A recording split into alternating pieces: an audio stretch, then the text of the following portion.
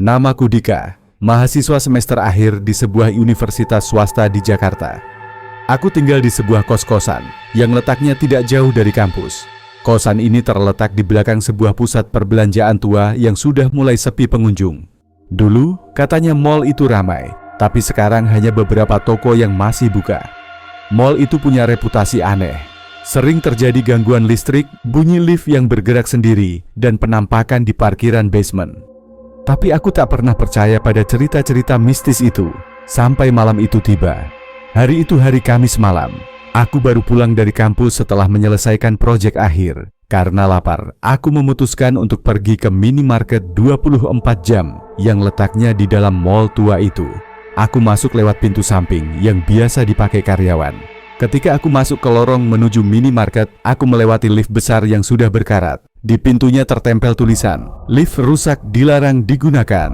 Namun, anehnya, lift itu bergerak sendiri ke bawah, dan lampu angka di atasnya menyala, turun dari lantai 3 ke B1.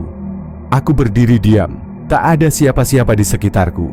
Suasana benar-benar hening, hanya suara dengungan neon tua yang berkedip. Tiba-tiba, ting! Pintu lift terbuka pelan, kosong.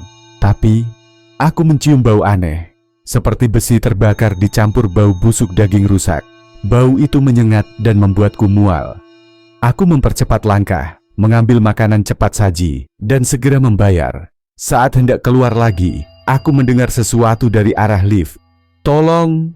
Suaranya lirih, seperti dari dalam lift yang kosong. Malam itu aku tidak bisa tidur. Bau aneh itu masih tercium di hidungku, padahal aku sudah mandi 2 kali. Aku teringat cerita yang pernah viral waktu aku masih kecil. Hantu gepeng itu korban kecelakaan di lift.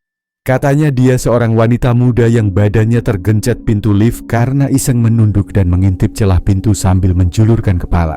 Saat itu lift turun mendadak dan kepalanya hancur. Cerita itu dulunya cuma bahan bercandaan di sekolah. Tapi malam itu, aku merasa seolah-olah semua itu nyata. Aku browsing dan menemukan forum lama yang membahas mall itu. Salah satu komentar berbunyi, "Jangan berdiri dekat lift mall G bintang-bintang. Gue pernah lihat sosok putih gepeng kayak kertas, nempel di dinding lift. Matanya cuma 2 titik hitam." 3 hari kemudian, aku bermimpi aneh. Dalam mimpi itu aku berada di dalam lift. Tapi dindingnya dipenuhi darah dan cap tangan. Aku tak bisa bergerak. Lift itu tiba-tiba berhenti, dan di depan pintu muncul sesosok wanita gepeng. Rambut acak-acakan, tubuhnya pipih seperti setipis karton, dan matanya melotot tanpa bola mata. Dia menatapku dan berkata, "Jangan berdiri dekat pintu." Aku terbangun dengan nafas terengah. Jam menunjukkan pukul 2.34. Saat itu juga lampu kamar kosku berkedip sendiri, dan AC mendadak mati. Keesokan harinya, aku menemukan bekas tangan seperti cap darah kecil di jendela kamarku, meski aku tinggal di lantai 3 dan tidak ada balkon. Minggu berikutnya, aku menceritakan semuanya kepada temanku Andra. Ia skeptis, tapi tetap tertarik. "Kalau gitu kita coba cek basement mall itu malam-malam," katanya. Awalnya aku ragu, tapi akhirnya kami sepakat untuk mengecek pada Sabtu malam. Pukul 11 malam kami menyelinap masuk lewat pintu samping. Mall sudah tutup. Suasana begitu sepi dan gelap. Kami turun lewat tangga darurat ke basement. Dan di sana, lift tua itu masih ada. Tapi ada yang ganjil. Cahaya di dalam lift menyala sendiri. Saat kami dekati, tiba-tiba lampunya mati seketika. Dan terdengar suara gesekan, seperti tubuh yang diseret di dinding logam. Andra menyorotkan senter HP-nya ke arah lift. Dan kami melihatnya. Sosok wanita gepeng, tubuh pipih, wajah rata seperti habis digilas, berdiri menempel di sisi dalam lift. Dia tidak bergerak, tapi matanya menatap kami. Kosong dan penuh kebencian. Kami lari secepat mungkin ke atas. Namun sejak malam itu Andra berubah. Dia jadi pendiam, suka melamun. Seminggu kemudian, dia menghilang. Kamar kosnya kosong. Barang-barangnya masih ada, tapi dia lenyap tanpa jejak. Polisi tidak bisa menemukan petunjuk apapun, tapi aku tahu hantu gepeng itu membawanya.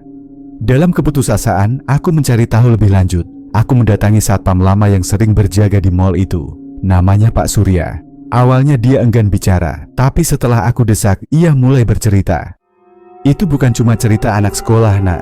Dulu ada kejadian nyata. Tahun 1996, seorang wanita berseragam karyawan cleaning service meninggal mengenaskan. Dia sedang membersihkan lift lantai 6, dan entah kenapa dia mencoba bersihkan sisi dalam lift saat pintu hampir tertutup. Kepalanya masuk saat lift turun. Tubuhnya tergencet separuh. Kami menemukannya dalam kondisi tubuhnya hancur, pipih. Tapi yang paling menyeramkan, malam itu juga, beberapa karyawan mendengar suara tangis dari dalam lift. Sejak itu, dia gentayangan. Kami panggil dia Gepeng. Sejak Andra hilang, aku tidak pernah lagi mendekati mall itu. Tapi gangguan belum berhenti. Aku sering melihat sosok pipih menempel di dinding kamarku, seolah mengikuti kemanapun aku berpindah. Sampai suatu malam, aku memutuskan untuk menghadapinya. Aku datang ke mall itu dengan membawa bunga dan membacakan doa di depan lift tua. Aku meminta maaf dan berharap dia bisa tenang. Saat aku berdoa, lift bergerak sendiri ke lantai dasar, meski tak ada aliran listrik. Pintu terbuka, dan aku melihatnya sekali lagi. Sosok wanita dengan wajah gepeng, tubuh pipih seperti bayangan, berdiri sambil menangis. Tapi kali ini, dia tak menakutkan. Dia tampak lelah. Dia menatapku dan berbisik, "Aku hanya ingin pulang." Lalu perlahan tubuhnya memudar dan bau busuk itu menghilang. Sudah 2 tahun sejak malam itu. Aku tak pernah lagi diganggu dan lift tua itu akhirnya ditutup selamanya. Tapi aku tahu, cerita ini akan terus berulang di tempat lain oleh orang lain yang iseng bermain dekat lift rusak. Dan bagi mereka yang membaca cerita ini, ingatlah, jangan berdiri dekat celah lift, jangan tunduk mengintip celahnya, dan jangan panggil Gepeng 3 kali di depan kaca lift, karena dia mungkin masih mendengarmu.